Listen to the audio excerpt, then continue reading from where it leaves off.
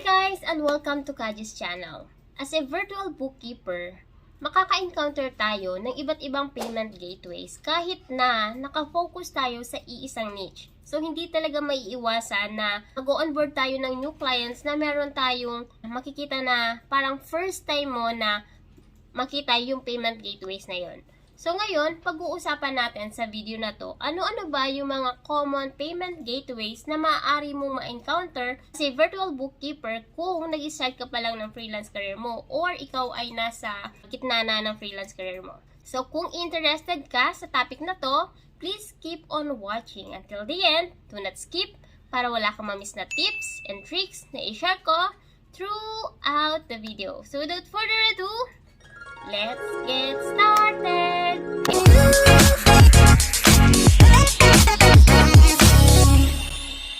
Kung bago ka lang sa channel na to, I'm Kajea, virtual assistant, executive assistant, bookkeeper, accountant. So kahit anong work pinapasok ko, basta't online, kasi online work is amazing! Sa channel na to, dinidiscuss natin more on online work, tips and tricks, and mga success stories. So kung interested ka sa mga topics na yon, please consider subscribing and don't forget to hit the notification bell para wala kang ma-miss na video na in-upload ni Kajea every single week. So ngayon, bago natin i-discuss yung iba't ibang klase ng mga payment gateways na may encounter nyo as a virtual bookkeeper, pag-usapan muna natin ano ba kasi yung payment gateways na sinasabi ni Kajea. According to Google, payment gateways are payment service provider that authorize credit cards and direct payments sa mga bank para mag-purchase ng isang product or ng isang service. Okay? So, sa madaling salita, ang payment gateways ay isang payment processor na kadalasang ginagamit ng mga business owner para ka-accept sila ng payment sa iba't ibang customer nila across the world, okay? So, ngayon, na-define na natin kung ano ang payment gateways. Ngayon naman, i-discuss na natin ano-ano ba yung mga payment gateways na may encounter mo as a virtual bookkeeper. Number one dyan is PayPal. So, PayPal, guys, ay pinaka-common sa lahat. And kahit tayong mga virtual assistant, mga virtual bookkeeper, or mga freelancer ay kadalasang gumagamit ng PayPal, okay? So, ang PayPal ay merong personal and meron ding business account, okay? So, kadalasan, kapag gumagamit ang mga clients natin ng PayPal, business account yung meron sila, okay?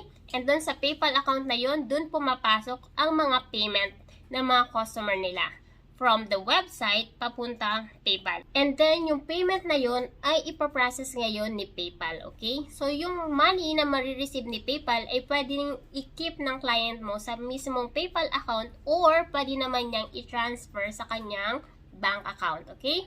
So, ang kaibahan lang ng PayPal sa ibang payment gateways, ang PayPal, bukod sa pag-accept ng payment, pwede mo rin siya gamitin or pwede siya gamitin to pay sa mga expenses, pag-payment ng mga subscription, or pag-purchase ng iba't ibang product online, okay? So, yan yung PayPal. Next is Stripe, okay? So, say Stripe, katulad din siya ng PayPal na uma-accept ng payment, okay? So, ganun din, order sa website. Ngayon, yung payment ng customer, pwedeng through credit card, pwedeng bank naman, ipaprocess ni Stripe, okay? So, yung payment na na-process ni Stripe, nasisave siya dun sa Stripe account ng client mo, and then later, depende kung ano yung settings ng Stripe account ng client mo, mapipay out yan sa bank account na connected doon sa Stripe account ng client mo, okay? Yun nga lang, ang pinagkaibahan niya sa PayPal, si Stripe ay sa pag-accept lang ng payment. So, hindi natin siya magagamit to pay for, let's say, magbabayad tayo ng subscription or may ipapurchase tayo ng mga software or mga product online. So, pag-accept lamang siya ng payment, okay? Another one is, meron tayong tinatawag na Affirm. So, si Affirm, para din siyang Stripe na nagpa-process din siya ng payment. So, ganun din siya. Ipa-process ni Affirm yung payment na ginawa ni customer from website. And then, yung payment naman na yun is mapupunta sa Affirm, and si Affirm, later, i-send niya yan papunta sa bank ng client mo, okay? And then, bukod sa Affirm, meron tayong tinatawag na Afterpay. So, ganun din siya. kung paano din nag-work si Stripe at saka si Affirm.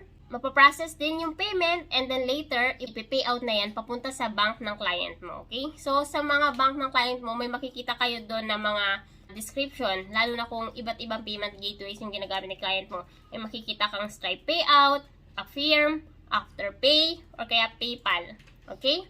And then, aside from those, meron pa tayong tinatawag na Klarna. Meron din tayong tinatawag na Wise, okay? So, si Wise naman, pwede ka makareceive ng payment, pwede ka rin mag-purchase, okay? So, katulad din siya ni PayPal, okay? So, yun yung mga common payment gateways na may encounter mo as a bookkeeper.